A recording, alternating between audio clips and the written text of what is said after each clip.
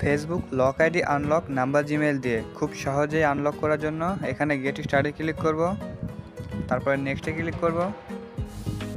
তারপরে এখানে আপনারা দুইটি অপশান দেখতে পাচ্ছেন, get a code your phone and get a code by email.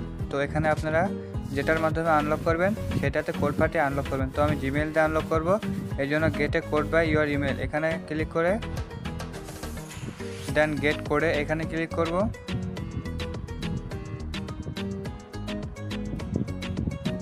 তো এবার জিমেলে চলে যাব।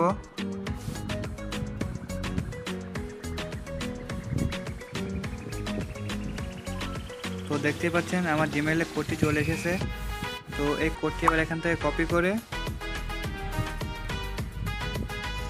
এখানে পেস্ট করে দেব, দেন সাবমিটে ক্লিক করব। দেখতে পাচ্ছেন অ্যাকাউন্ট সিকিউর কনফার্ম হয়ে গেছে। তো আইডিটি আনলক হয়ে গেছে। এবার নেক্সটে ক্লিক করব, আবার নেক্সটে ক্লিক করব। তো এবার এখান থেকে আপনারা নাম্বার বা জিমেল যদি রিমুভ করতে চান তো এখানে টিক মার্ক দিয়ে রিমুভ করে দেবেন। তো আমি রিমুভ করতে যাচ্ছি।